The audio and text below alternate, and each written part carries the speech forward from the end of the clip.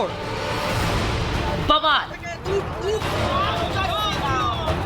ये ममता का बंगाल है, जहां छठे चरण की वोटिंग से ठीक 2 दिन पहले तांडव मचा है। नंदीग्राम में बीजेपी टीएमसी के कार्यकर्ता भिड़ गए। हिंसा में एक महिला बीजेपी कार्यकर्ता की मौत हो गई तो बीजेपी सड़क पर उतर आई। प्रदर्शन और गुस्सा बढ़ता जा रहा है। पश्चिम बंगाल में जब भी चुनाव आते हैं, वहां बम बंदूक के धमाके शुरू हो जाते हैं। बैलेट के ऊपर बम और बंदूकें और बुलेट भारी पड़ती नजर आती है और महिलाओं के प्रति हिंसा, अत्याचार ये ममता जी के राज में खुलकर देखने को मिला। ये पूरी तरीके से टीएमसी की जालसाजी है, टीएमसी की करतूत है। वो चाहते हैं कि बंगाल में, नंदीग्राम में, तमलुक में भय का वातावरण बना रहे, जिससे जो वोटर्स है वो वोटर्स देने के लिए नहीं निकले। क्या बंगाल में बवाल के पीछे बड़ा कारण है? हाईकोर्ट ने ममता के मुस्लिम परस्त आरक्षण सिस्टम को ध्वस्त कर दिया है। 2010 के बाद बनाए गए 5 लाख से ज्यादा ओबीसी कार्ड रद्द कर दिए गए और पूरा कानून ही अवैध करार दे दिया है। और ममता बनर्जी तो अब कोर्ट का फैसला भी मानने को राजी नहीं है। তপশিলীদের অধিকার সাংবিধানিক হিসাবে পায়, আদিবাসীরা আদিবাসীদের অধিকার সাংবিধানিক অধিকারে পায়, ওবিসিরা সংবিধান অনুযায়ী সংবিধানে কাঠামোর মধ্যে থেকে এই ওবিসি রিজার্ভেশন করা হয়েছে। ममता इसलिए भड़क रही है क्योंकि उन्होंने सरकार में आने के 1 साल बाद यानी 2012 में ऐसा कानून तैयार किया जिससे बंगाल की कुल 92% मुस्लिम आबादी ओबीसी आरक्षण के दायरे में आ गई। इसके खिलाफ याचिका पर सुनवाई करते हुए कलकत्ता हाईकोर्ट ने ममता सरकार को फटकार लगाई। कोर्ट का कहना है कि लगता है धर्म के आधार पर मुसलमानों को ओबीसी बनाया, जल्दबाजी में इन समुदायों को ओबीसी आरक्षण दिया। मुसलमानों को आरक्षण देना ममता का चुनावी वादा था। वादा पूरा करने के लिए असंवैधानिक तरीका अपनाया गया। सियासत के लिए ममता ने क्या संविधान को भी ताक पर रख दिया? आप मोदी जी को तीसरी बार प्रधानमंत्री बनाओ, एससी, एसटी और ओबीसी के आरक्षण पर कोई डाका नहीं डाल पाएगा, ये मोदी का गारंटी है। ममता सरकार गैर संवैधानिक तरीके से तुष्टीकरण की नीति को आगे बढ़ा रही थी। एक तरीके से कहा जाए तो मुस्लिम लीग के एजेंडा को आगे बढ़ा रही थी। ममता जी ने संविधान की रक्षा की शपथ लेकर के वो मुख्यमंत्री बनी है और संविधान के से ऊपर कोई भी नहीं है। जिस प्रकार से ममता बनर्जी जी ने बयान दिया है कि हम हाई कोर्ट का आदेश नहीं मानेंगी, वो मुख्यमंत्री के पद पर एक क्षण के लिए रहने की अधिकारी नहीं रह गई हैं, उनके खिलाफ कार्रवाई भी होनी चाहिए।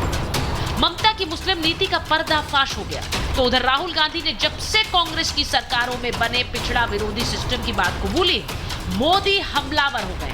कांग्रेस के शहजादे ने एक बड़ा सच स्वीकार कर लिया। शहजादे ने मान लिया है कि उनकी दादी, उनके पिताजी, उनकी माताजी के समय जो सिस्टम बना वो दलितों, पिछड़ों, आदिवासियों का घोर विरोधी रहा है। कांग्रेस के इसी सिस्टम ने एससी, एसटी, ओबीसी की कितनी ही पीढ़ियों को तबाह किया। 6 दशकों तक कांग्रेस की सरकारें रही, उसमें गांधी नेहरू परिवार के 3 सदस्यों ने आधे वक्त तक यानी करीब 30 साल राज किया, जिनमें ये सिस्टम बना। तो राहुल तब क्यों इसे सुधार नहीं पाए? मैं सिस्टम को अंदर से समझता हूं। प्राइम मिनिस्टर हाउस में जब दादी प्राइम मिनिस्टर थी तब था, पापा थे, मनमोहन सिंह जी थे तब भी मैं जाता था, तो मुझे सिस्टम अंदर से मालूम है। और मैं आपको कह रहा हूं, system is aligned against lower castes. शुरू से कांग्रेस की मानसिकता ही ऐसी रही है, चाहे रंगनाथ मिश्र कमेटी हो और चाहे सच्चर कमेटी, हर बार दलित, पिछड़े और आदिवासियों का हक छीनने की साजिश रखी गई।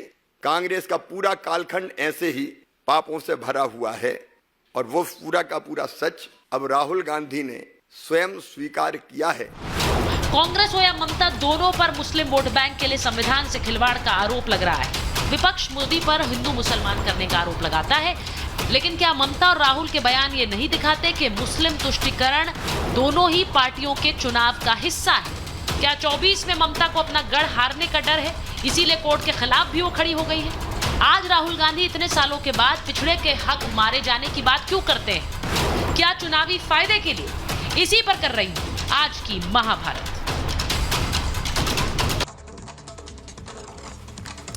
और मेरे साथ महाभारत में जो मेहमान जुड़ रहे हैं, मैं उनका परिचय आपसे करा देती हूँ। मेरे साथ महाभारत में आज जुड़ रहे हैं शिवम त्यागी, बीजेपी के प्रवक्ता हैं। हमारे साथ जुड़ रहे हैं अवधेश कुमार, वरिष्ठ पत्रकार हैं। शुभांकर भट्टाचार्य जी जो कि टीएमसी के नेता हैं। हमारे साथ दुष्यंत नागर जी हैं, कांग्रेस का पक्ष रखते हैं, राजनीतिक विश्लेषक हैं। एमआईएम के प्रवक्ता दानिश कुरैशी साहब हैं। लेकिन मैं इस डिबेट को शुरू करूं उससे पहले एक जो बहुत ही बड़ी बात ये कि हाईकोर्ट का एक फैसला आता है, उस पर ममता बनर्जी कहती है मैं नहीं मानूंगी, मैं सुप्रीम कोर्ट जाऊंगी। सुप्रीम कोर्ट जाने का अधिकार ममता बनर्जी के पास है, लेकिन ये कहने का क्या किसी भी चुनी हुई सरकार का अधिकार है, और वो भी चुनावी सभाओं में, कि मैं इस फैसले को नहीं मानूंगी? शिवम, मैं आपके पास पहले आ रही हूं, शुभांकर जी जुड़ जाएंगे तो मुझे बताइएगा।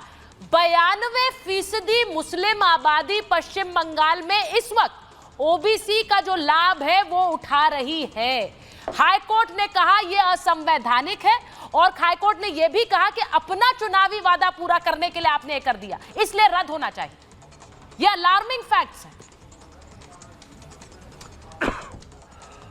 देखिए सुचारिता जी, सबसे पहले तो मैं एक चीज कहना चाहता हूं कि एक बात तो सनद रहे, and that should go on the record as well, that जब तक इस देश में नरेंद्र मोदी जिंदा है, इस देश में किसी नेता, किसी पार्टी, किसी जो है आपका ममता बनर्जी, किसी राहुल गांधी की हैसियत, औकात नहीं है कि पिछड़ों का आरक्षण मुसलमानों को दे दे। And I repeat my words, जब तक नरेंद्र मोदी जी जिंदा है और इस देश के प्रधानमंत्री है, किसी की औकात नहीं है कि वो इस देश के पिछड़ों का आरक्षण जो है मुसलमानों को दे दे, क्योंकि उनको अपीज करना है। अब ममता बनर्जी की बात से शुरू करते हैं। 2011 में सरकार आती है अपना जो है मुस्लिम तुष्टीकरण करने के लिए, माइनॉरिटी अपीजमेंट करने के लिए। 2011 में सबसे पहला एक ऑर्डर निकालती हैं, और जो 71 जातियां ओबीसी में डालती हैं, उसमें से 65 जो है मुसलमानों की होती है, मात्र 6 जातियां हिंदुओं में से आती हैं। अगर मैं टोटल की बात करूं तो कैटेगरी ए में 81 जातियां हैं, जिसमें से 73 मुस्लिम जातियां हैं।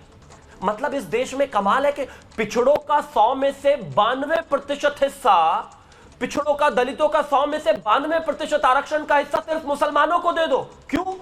क्योंकि वो आपके वोट बैंक हैं, क्योंकि आपको तुष्टीकरण करना है, क्योंकि आपको हिंदू मुस्लिम करना है, और राज्य में मुसलमान सिर्फ 27% है। यानी कि 100 में से 92% आरक्षण जो है मुसलमानों का, मतलब आप जो है पिछड़ों से छीन लीजिए, दलितों से छीन लीजिए, आदिवासियों से छीन लीजिए और मुसलमानों को भर दीजिए। और जब इस देश में कोई भी कोर्ट है, अगर वो आकर हाई कोर्ट कहता है तो माफ कीजिए, 2010 के बाद से जितने भी पिछड़ी जाति के वो बने हैं, वो सारे के सारे कैंसिल किए जाते हैं। तो आप जो है हिटलर शाही की पराकाष्ठा पार कर देती है और कहती है कि नहीं नहीं, मैं कोर्ट का आदेश नहीं मानती। पहली बात तो यह कि बंगाल इस देश के अंतर्गत आता है, हिंदुस्तान का हिस्सा है, कोई बाहर का देश नहीं है कि मैं नहीं मानती। और ममता दीदी यहां पर कोई रूलर नहीं है, कोई राजा नहीं है कि उनके हिसाब से चीजें चलेंगी। अगर कोर्ट को यह चीजें लगती है, जो कि एक मैं मानता हूं कि किसी अंधे व्यक्ति को भी समझाया जाएगा तो उसको समझ में आ जाएगा कि किस तरीके से आरक्षण को लूटकर जो है मुसलमानों को देने की कोशिश की जा रही है। कोर्ट के निर्णय का हम स्वागत करते हैं, लेकिन ये इस देश में चलने वाला नहीं है, और कम से कम ये सरकार नहीं चलने देगी। आदरणीय प्रधानमंत्री जी ने जब से बोलना शुरू किया है, उन्होंने साफ कहा है कि माफ कीजिए, पिछड़ों का हक छीनकर जो मुसलमानों को आप दे रहे हैं धर्म के आधार पर, हम ये होने नहीं देंगे। मैं